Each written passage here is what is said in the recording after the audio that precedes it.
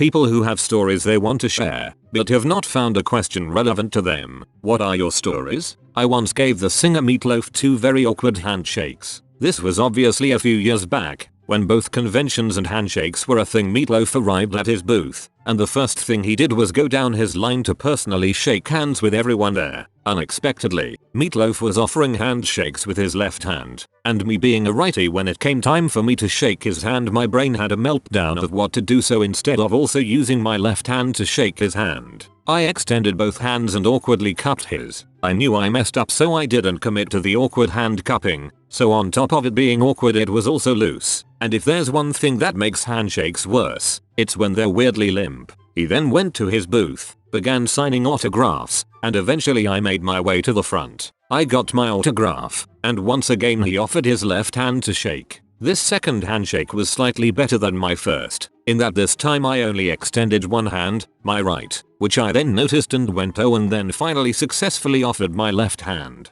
He shook it, and I went on my merry way with my autograph and a new story to tell. Very nice man, was very friendly to his fans and never once brought up my inability to give a proper handshake to a left hand. I would blame Meatloaf. Who the hell offers a left-handed handshake? Seriously, I'm left-handed and I always shake with the right. It feels goddamn weird with the left. Next thread. I haven't told this story in a while, but Uber Eats scammed me out of $2K plus and ruined my 20th birthday. LMAO. It was pretty much my first birthday where I was on my own and didn't celebrate with my family at all, since I was a 5-hour drive away at college. It also fell on a Tuesday, so I wasn't able to do anything with friends either. The plan was to grab dinner at an Indian place that Friday to celebrate. I got out of class early, and my only celebration was to order some IHOP through the Uber Eats app. It was like my third time using it. Anyway, I got some chicken tenders for $16, then took a 5-hour nap. Real exciting. I woke up at around 8 PM, after all the food places on campus closed, so I figured, fuck it, it's my birthday, let's order out twice. So I tried to get some chicken nugs from McDonald's delivered. I press confirm order, the page loads, and I get an error. Okay, strange, let's try again. Another error, one more. I Google the error code, and see that it pops up whenever a card gets declined. That can't be right. The meal costs like $13, and at this time, I have about $1,000 on my bank account. For anyone who has a student wallet through PNC, you know that it's basically 3 accounts in one. You have a checking account and 2 savings accounts that are all linked to each other. As a broke college student, this was quite literally all I had to survive on. So I checked my bank. Every account was cleared out $0 across the board. I had over 30 different pending transactions, all from Uber Eats. They ranged from 0.99 cents to $104, going until every account was emptied. I was sitting at about -$600 by the time I checked. So obviously, I'm freaking TF out.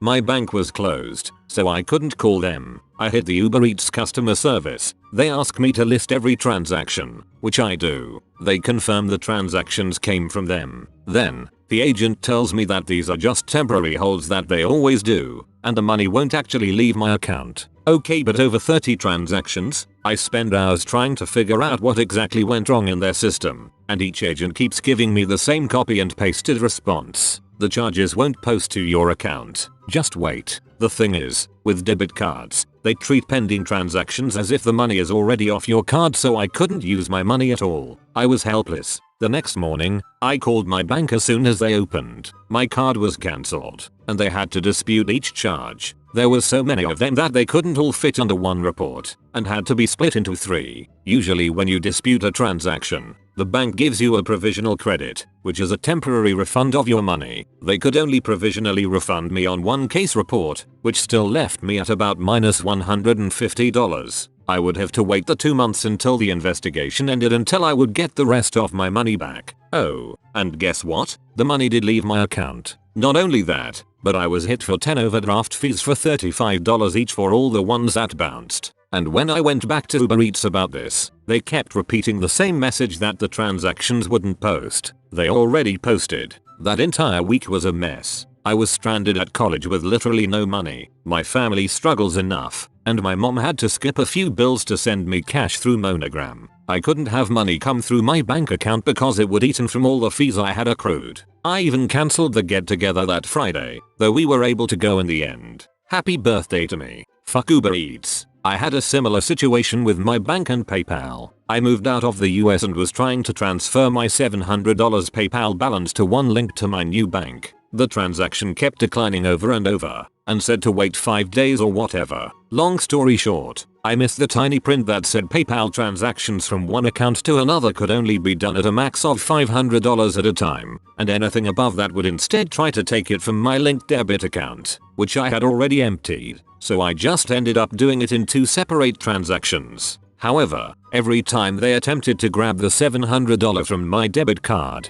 my bank processed a $5 failed transaction fee, which ended up putting me in overdraft and charging me daily for it. By the time I found out, I think I was at like minus $245, while living in a country where my monthly salary was about $400. I contacted my bank, and their response was, "We understand these are hard times, and we can split the payment into 12 monthly payments and we will void the first one as a courtesy." And my reply was, "Nope, not paying a cent. That's a made up debt I never used. Literally just a number entered into your computer. As far as I'm concerned, I owe you nothing." I never contacted them again, logged into my account or acknowledged any of their emails. I can only imagine how high that debt got. My mom living in Texas got calls at home. She just said I didn't live there anymore and was sent overseas. This was in the mid 2000s, so they probably assumed I was in Iraq and likely died or something. It's been 15 years and the bank was bought out by Chase, so I assume my account is cleared now. I remember when they started doing the dumb overdraft protection, I specifically told my bank that I didn't want it. If I don't have the money in my account, then I don't want it to process. Somehow my account went in the negative by a couple of dollars. I didn't notice because at the time I was a server and I would pay all of my bills in cash. They waited 30 days to tell me that I was in the negative and they had been charging me about $8 a day as a fee. I just walked away and never paid them.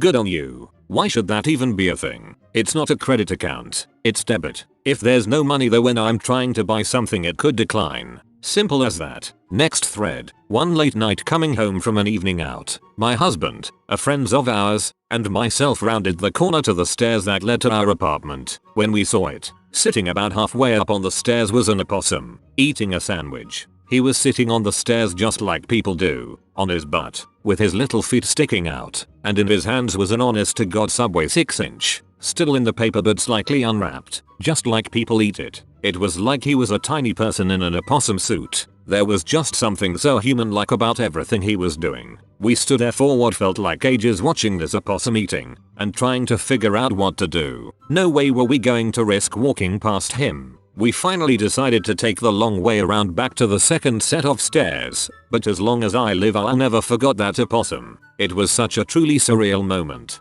I probably would have stayed there to stare at him simply because I'd wanna see an opossum eat a whole sub. I really wonder where he found a full Subway sandwich. I honestly can't think of any nearby Subway places near my apartment. He looked like he was just chilling on his lunch break. He bought it. How else do you get sandwiches from Subway? Next thread. Pulled a stranger's dildo out of my pocket at the pub. Went to buy a new jacket at Target. Tried on the one on the rack but it was one size too small. Went back to the rack. Grabbed the next size up and went straight to the counter and paid for it. Cashier throws it in the bag. I head home and throw the bag on the table. Next night my mates turn up at my house unannounced to grab me to go to the pub. I get dressed real quick, grab the bag with the jacket and jump in the car and head off to knock the top off a couple of frothies. A few shandies later and we decide to head home. Get outside and it's definitely jacket weather. I throw the jacket on. The boys give me a hard time about how fancy it is. I put my hands in the pocket and find an object in there. No idea what it is or how it got in there. I pull it out in front of everybody. I'm left standing there, in my fancy new jacket, out the front of the pub with the lads, with a stranger's dildo in my hand and no idea how it got there. Of course nobody believed that I had no idea how that thing came to be in my possession. Almost 20 years later and I am still curious about the series of events that led up to somebody needing to hide their dildo in a jacket on the rack at Target. Why they didn't return to get it, and if they did return,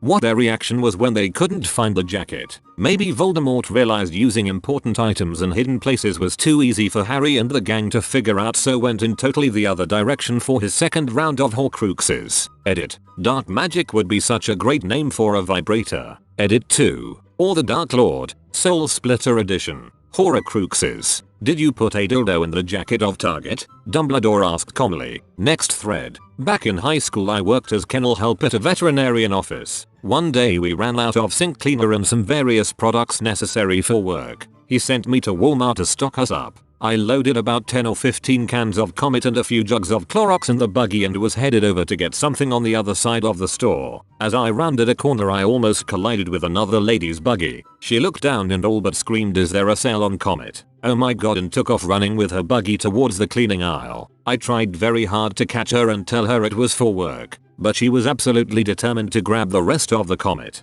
If you were accidentally scammed by a teenager into buying a fuck ton of Comet in 1984 or so, please know I tried to stop you. I hope someday I see the post about how I was scammed into buying a fuck ton of Comet in 1984 by a teenager in Walmart, and someone who said how I was working in Walmart cashier and got these two crazy people who bought fuck ton of Comet in 1984. The next story. I just finished stocking the shelves at Walmart with Comet back in 1984 and they were suddenly all gone. Followed by WSB breathing new life into Comet stock. They've always wanted to go celestial bodies. Next thread. I love my backpack. It's nothing fancy, just a bog standard Element rucksack, but I picked it out and it's like the only fashion brand article one own. I remember the kids in my middle school flipping out over Element gear back in the day, so it brings back fond memories. Anyway, a couple of years ago I was backpacking road tripping across Canada. We stopped at Hope, BC for a bite to eat before continuing on to Kelowna where we had booked accommodation for a couple of nights. I don't quite remember how, but when we arrived around 9 PM and unpacked the car, I couldn't find my backpack. Bearing in mind this had everything in it: passport, house keys, iPad, Canadian currency, my favorite sweatshirt, phone charger. I figured the worst, that we had forgotten to lock the car while in the cafe diner and someone had yoinked it, because I couldn't remember bringing it with me into the shop. I did not get a lot of sleep that night. The next day I called the diner, just in case I had forgotten it inside. The nicest girl answered the phone and said that yes, there was a backpack there. I asked could she send it out to Kelowna and just take whatever it cost out of the cash envelope in the bag. She agreed immediately to send it out that evening and I hung up, relieved. Unfortunately, being a weekend, it didn't arrive before we were due to leave the area on a 7-day camping trip through Alberta down the Icefields Parkway. So I asked the Airbnb owner if they could send my backpack on to our next stop in Calgary, to a UPS drop-off point or whatever, and again just help themselves to some cash. She agreed, and I left on a week-long trip with no signal, camping in the Rockies. It was a great week. I almost forgot that I was missing just about everything I would have needed to get home to Europe. I remember finally understanding what Bilbo says in The Lord of the Rings. I want to see mountains again, Gandalf, mountains, and then find somewhere where I can rest. I still wish I could go back there and do it all over. Leaving Banff though I came back down to earth with a bump. We got to Calgary on Canada Day, so everything was closed, which meant another night of worrying. But the next day I was first in line at the UPS store to pick up my parcel. It was such a relief seeing the familiar shade of burgundy when I opened it up, and everything was there, minus about $40 in shipping costs. Whenever I look at my bag I remember how nice people can be when you just ask for help.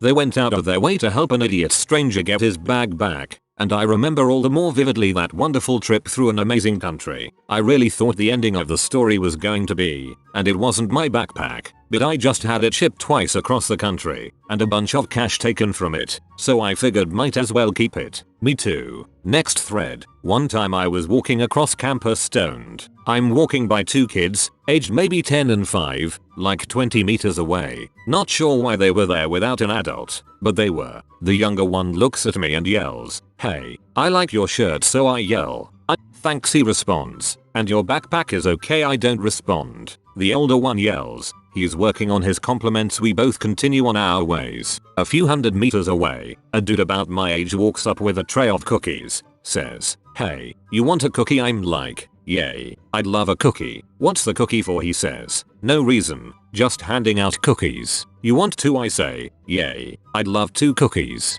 Thanks a lot, bud." So I take 2 cookies and they were awesome. It was a pretty good walk. Similar story, was walking down the street a few summers ago and passed a bunch of shirtless gym bros chilling in their front yard with a grill and a cooler. They had this mountain of little foil wrapped bundles all piled up next to the grill. As I was walking by, on the other side of the street, one of the guys yells, "Hey bro, want a hot dog?" I said sure. So the dude threw me one of those foil wrapped things in a perfect spiral. Straight up fell into my outstretched hands in mid-stride from the opposite side of the road. Guy didn't even stand up out of his lawn chair. I aspire to be as cool as that dude. Just guys being dudes. Love to see it. Next thread. Back in early 2018 when I first moved to Utah to start school, I was at a 7/11 when there was this girl, and she was asking for directions to the train station. I pointed her in the right direction, but she was walking. I figured fuck it, I have an hour until class, so I'll give her a ride. She tells me about studying volunteering,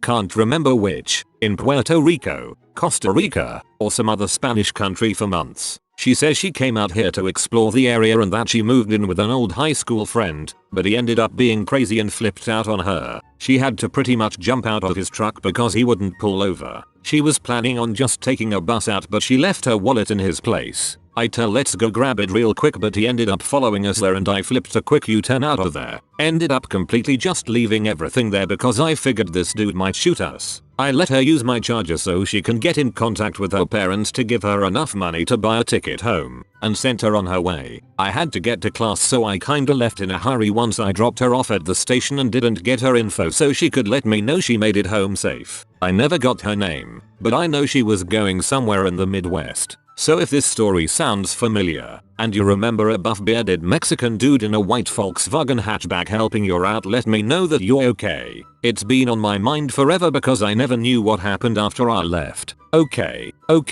I get it. Puerto Rico is a part of the US. Bro really just did a side quest, LMAO. He must have unlocked a secret weapon after that. How else am I supposed to breeze through the first boss? Next thread. I've shared this before, but my friend from grad school had previously been a skydiving instructor in Colorado and had jumped more than 600 times. One of these times, he, for some reason, had his wallet in his suit and it fell out. Fell to earth somewhere. He figured this sucks, but oh well, absolutely no chance of finding it. Separately, a man in rural Colorado was found murdered. Turns out in their remote cabin where he lived with his daughter, he had been sexually abusing her and she finally had enough and killed him. The police searched the house and all of his property and found my friend's wallet in the trunk of his car. Police thought to themselves, fucking idiot murderer left his wallet in this dude's trunk, damn easiest arrest ever. Friend had the super believable alibi of couldn't have been me, officer. Actually that wallet fell out of my pants while I was skydiving. Edit to add, my friend was never arrested but he was questioned and had to have his story corroborated. From what I remember of him telling me the aftermath, the cops knew early on that it was the daughter so she might have confessed. That's pure speculation though. The sexual abuse self-defense detail didn't come out until later though. When the cops cleared my friend they told him the father had taken all of his cash.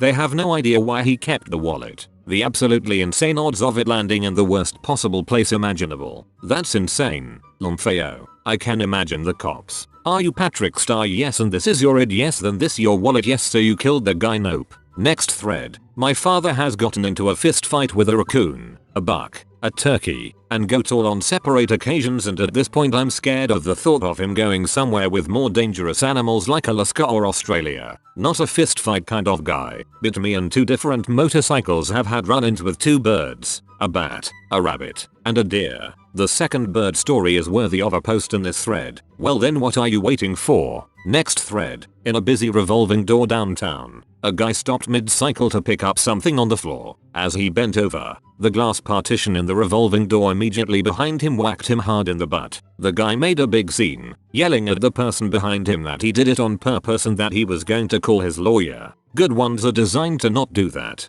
They have sensors that make it stop before it hits anyone. Edit. It has come to my attention that I'd forgotten that not all revolving doors are automatic like the one in my building, and smart people kick whatever fell out of the door before picking it up. Tell that to his lawyer.